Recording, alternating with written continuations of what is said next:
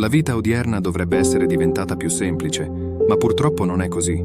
È un paradosso del mondo moderno. In un momento dove scienza e tecnologia possono assicurarci longevità, salute e interazioni sociali prima d'ora inimmaginabili, troppe persone lottano per vivere vite significative, serene, ricche di amore e partecipazione.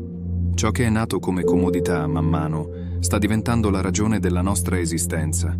E nonostante il costante progresso, è difficile sostenere che attualmente le nostre vite siano più felici e soddisfacenti. I disturbi mentali, invece di diminuire, stanno diventando un problema sempre più ingente. Nel 2017, l'Organizzazione Mondiale della Sanità ha classificato la depressione al primo posto, come causa principale di disabilità e malattie. È come se sentissimo che il nostro tempo a disposizione fosse insoddisfacente, non riusciamo più a prenderci cura di noi stessi come vorremmo, e la salute ne risente. Molti invece vanno avanti senza uno scopo reale, privi di energia. Può sembrare paradossale, ma ogni giorno persone che sembrano star bene decidono di ingerire una confezione di pillole piuttosto che affrontare la vita. Vi starete sicuramente chiedendo come sia possibile tutto questo. Uno dei principali motivi è che non siamo ancora all'altezza della sfida di essere uomini in questo mondo moderno. Tutto il lavoro fatto per incentivare la nostra evoluzione come esseri umani ha dato origine al nostro paradosso. Ogni passo in avanti sulle nuove tecnologie, dalla radio alla TV fino ad arrivare ad internet e al telefono, hanno aumentato le sfide mentali e sociali.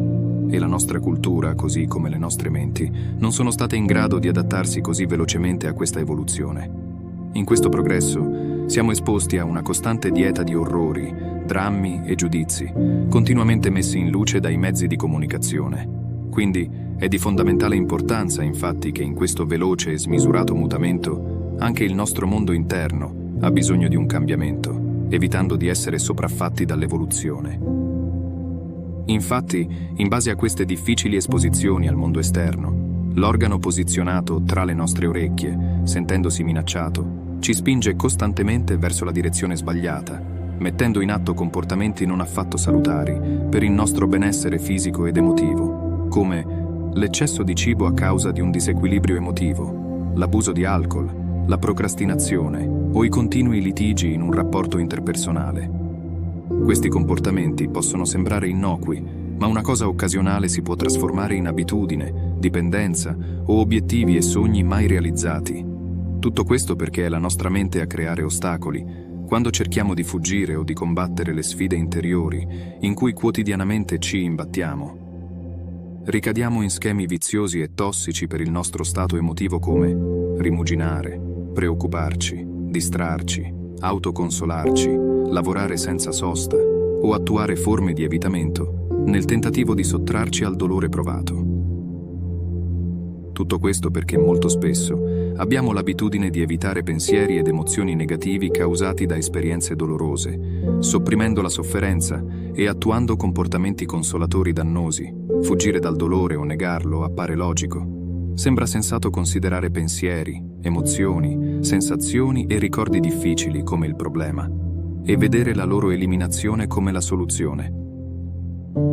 Ma questo invece finisce solo per aumentare il carico emotivo negativo e quindi la sofferenza.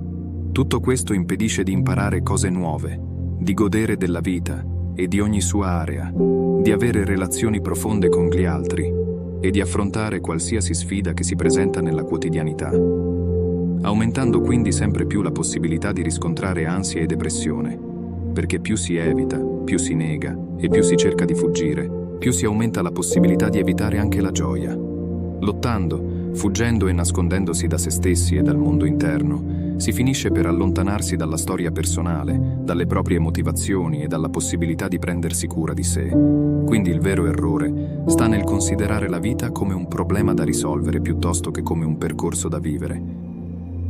Quindi invece di trovare sempre una soluzione al problema, come succede nel mondo esterno, nel mondo interno concediamoci la possibilità di sentire i nostri pensieri e le nostre emozioni con apertura. Impegniamoci volontariamente nell'esperienza del momento presente e dirigiamo la vita a ciò che è importante per noi stessi. Costruiamo abitudini che permettono di vivere in linea con i nostri valori e le nostre aspirazioni. Smettiamo di dare la possibilità alla mente di suggerire costantemente soluzioni al dolore psicologico, portandoci a creare una storia dannosa sul nostro dolore e su come affrontarlo. Ad esempio, quando ti senti giù di morale e sai che, in qualche modo, dipende dal fatto che non ti stai allenando abbastanza, ma andare a correre o fare una passeggiata appare troppo difficile da sopportare, accendendo la TV così da non dover sopportare quella scomoda sensazione. Oppure quando le emozioni dolorose ti spingono a proteggerti, per non dover rivivere mai più una simile sofferenza, e quindi la mente ti spinge ad evitare determinate emozioni e situazioni. Questo perché essa vuole farci credere che impegnarci in questi comportamenti evitanti abbia un senso, quindi meglio fuggire. Ma sai anche tu che non è la soluzione se si vuole veramente porre fine ad un dolore, perché si ripresenterà, ma con un carico emotivo maggiore. Quindi invece di fuggire, dobbiamo avere il coraggio di andare verso il nostro disagio e le nostre preoccupazioni in modo aperto, curioso e benevolo. Bisogna guardare in maniera non giudicante e compassionevole quelle parti di noi e quegli aspetti della vita che causano sofferenza, perché ciò che ha il potere di provocare in noi tanto dolore è anche ciò a cui teniamo maggiormente.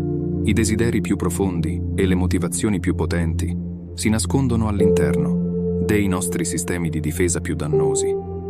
Non permettere quindi alla mente di prendere una via di fuga difensiva per dileguarsi dal dolore, per evitarlo e sopprimerlo, rimanendoci intrappolato, e dandogli la possibilità di rimuginare, permettendo a questi comportamenti di prendere il controllo della tua vita. Ma accettalo, vivi e affronta ogni situazione, pensiero, sensazione ed emozione a tempo debito. Ma soprattutto vivi la vita come tu desideri, con il dolore quando c'è.